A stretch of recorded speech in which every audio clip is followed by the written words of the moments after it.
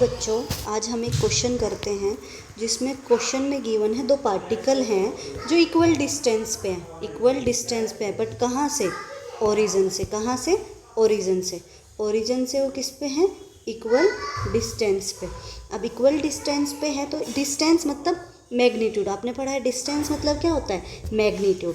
तो सबसे पहले आपको मैं मैग्नीट्यूड निकालना सिखाऊं तो कोई वेक्टर है अगर ए जो है एक्स आई कैप प्लस वाई जे कैप प्लस जेड के कैप, तो इसका मैग्नीट्यूड को लिखते हैं इस टाइप से। और मैग्नीट्यूड की वैल्यू क्या होती है? एक्स का स्क्वायर प्लस वाई का स्क्वायर प्लस में जेड का स्क्वायर। ठीक है, तो यहाँ से मैंने सिर्फ आपको बताया है जो इस क्वेश्चन में यूज होगा। और एक होता है आपका ए डॉट बी जो उसकी वैल्यू क्या होती है? Magnitude of A magnitude of B और कोस थीटा। थीटा क्या रहेगा? Angle between two vectors.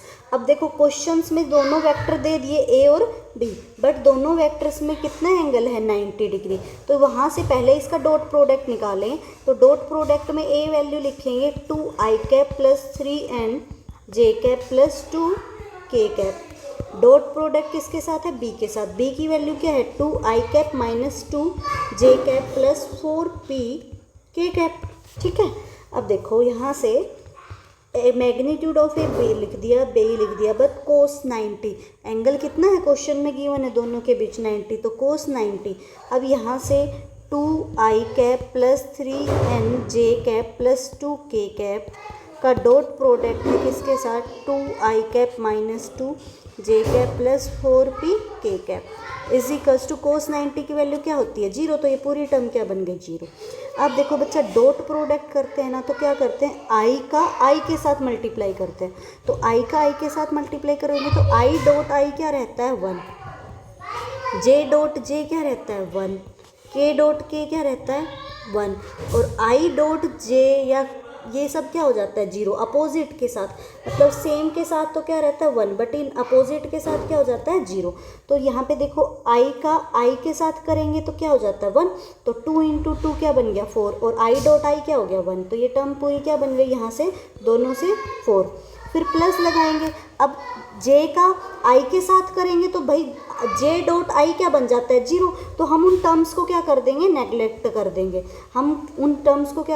Neglect. अब जे का जे के साथ करेंगे तो 3n माइनस 2 करेंगे तो माइनस का 6n और जे का जे के साथ क्या हो जाता है? 1।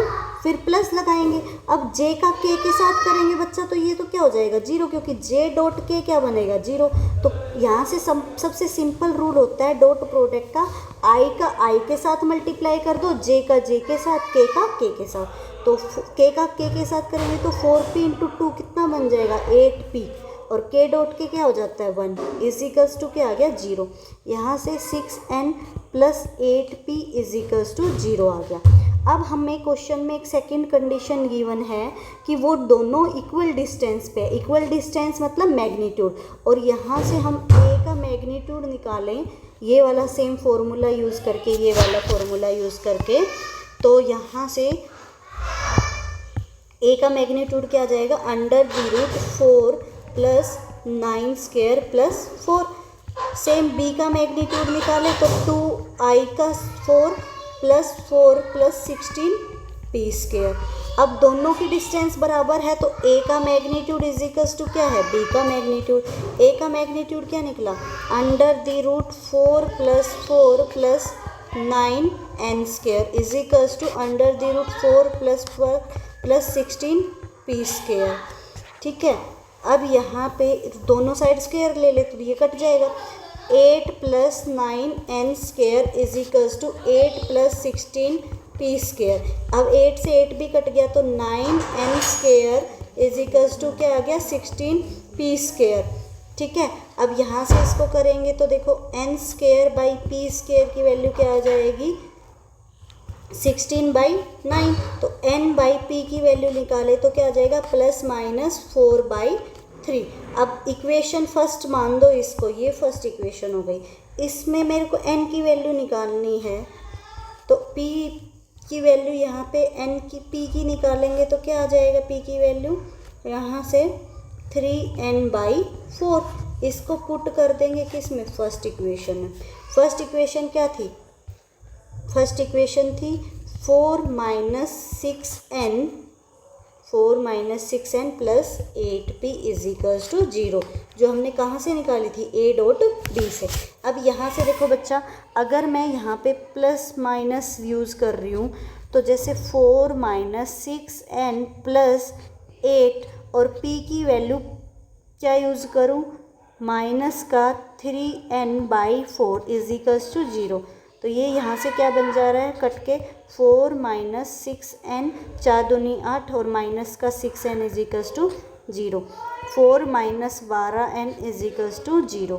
तो यहाँ से 4 is equals to 12n, n की वैल्यू निकालेंगे तो क्या आ जाएगी 4/12, काटेंगे तो n की वैल्यू क्या आ गई 1/3 और 1/n की निकालेंगे तो कितना आ जाएगा 3। क्वेश्चन में यही पूछा है। अब इसी क्वेश्चन में मैं अगर n की यहाँ से p की वैल्यू पुट कर देती हूँ, माइनस की बजाय क्या पुट कर दूँ, प्लस का। तो देखो 4 माइनस 6n प्लस 8 और क्या माइनस की जगह क्या पुट कर दूँ 3n/4 इज इक्वल्स टू 0। अब देखो यहाँ से क्या बन जाएगा 6n प्लस का 6n is equals to 0।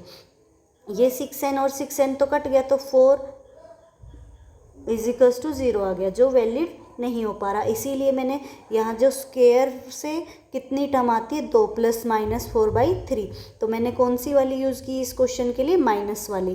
Plus वाली से आंसर नहीं आ पाएगा अपना, क्योंकि यहाँ से कैंसिल हो जाएगा, 4 is equals to 0, that means not valid, that's why we use minus का 3n/4। आई होप समझ आ गया। Thank you.